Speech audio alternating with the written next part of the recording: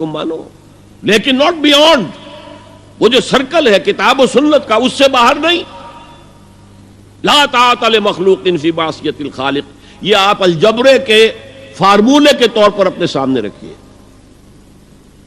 اب اسے اپلائی کیجئے جیسے فارمولوں کے ذریعے سے پھر بڑے بڑے وہ سم جو ہے وہ حل کیے جاتے تھے سوالات. صبح کا وقت ہے، آنکھ بھی کھلی ہے، کوئی اذان کی آواز بھی کان میں آئی ہے. آپ کا نفس کہتا ہے ابھی سو جی. آپ نے اپنی چادر یا کمبل کو درست کیا اور کروٹ لی اور سو گئے. یہ کیا ہے؟ آپ نے کس کا حکم پیچھے پھینکا اور کس کا حکم مانا؟ اللہ کے حکم کو پیچھے پھینک دیا، نفس کے حکم کو آگے رکھا. یہ شرک،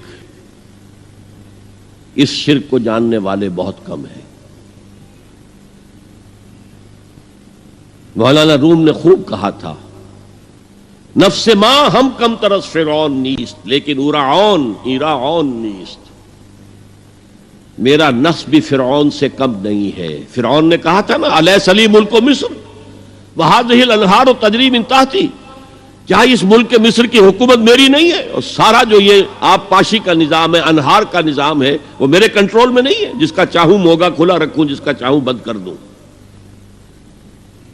یہ تھا خدائی کا دعویٰ، انا ربکم الاعلی.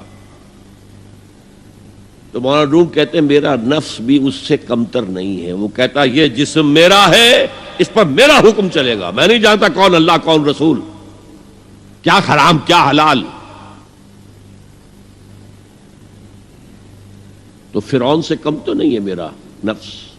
لیکن ایراعون اس کی بہت مدد تھی، فوج تھی، لاؤ لشکر تھا، تو اس نے زبان سے بھی کہہ دیا کھل کر انا ربکم الاعلی.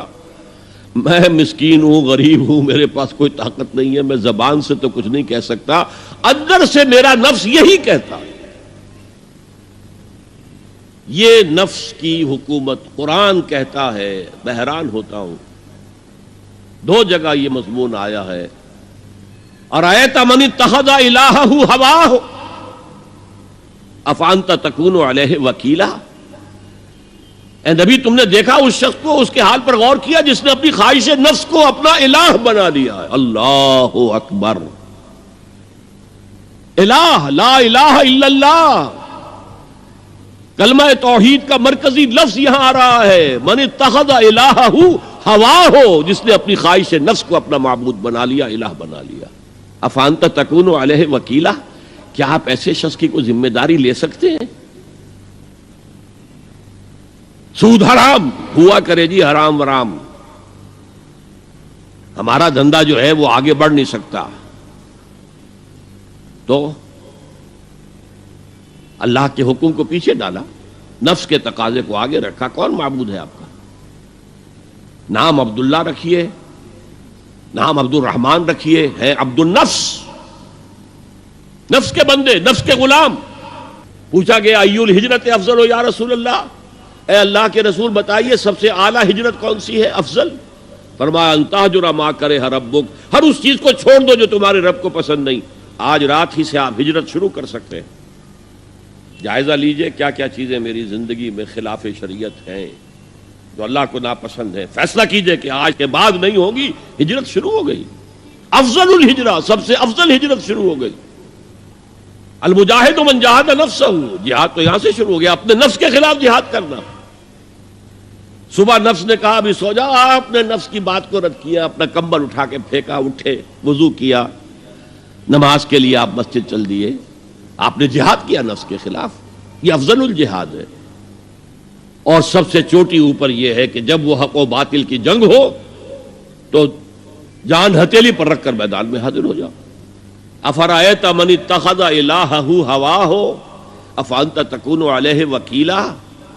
کیا تم نے غور کیا اس شخص کی حالت پر جس نے اپنی خواہش نفس کو اپنا معبود بنا لیا، الہ بنا لیا، کہہ رہا ہے لا الہ الا اللہ، لا الہ الا اللہ، لیکن الہ تو اس کا لفظ ہے. اب اس کو انتہا پر لے جائیے. عہد حاضر کا سب سے بڑا شرک، سب سے بڑا شرک، سب سے بڑا شرک عوامی حاکمیت کا تصور ہے. حاکم اللہ کے سوا کوئی نہیں، ان الحکم الا للہ۔ ظاہر بات ہے فرعون نے اگر دعویٰ کیا تھا میں تمہارا خدا ہوں، انا ربکم الاعلی، تو کیا اس کا مطلب یہ تھا کائنات میں نے پیدا کی ہے، تمہیں میں نے پیدا کیا؟ ذرا سوچئے، کیا وہ بزرگ موجود نہیں ہوں گے جنہوں نے اسے دیکھا ہو کہ آج اس کی ولادت ہوئی تھی، کل اس کی کوئی اور سیریمنی ہوئی تھی؟ یہ سب کیسے دعویٰ کیا تھا؟ میرا حکم چلے گا، میں نہیں جانتا، الیس لی ملک مصر، مصر کی حکومت میری ہے کہ نہیں؟ یہ دعویٰ تھا، یہ خدائی کا دعویٰ ہے۔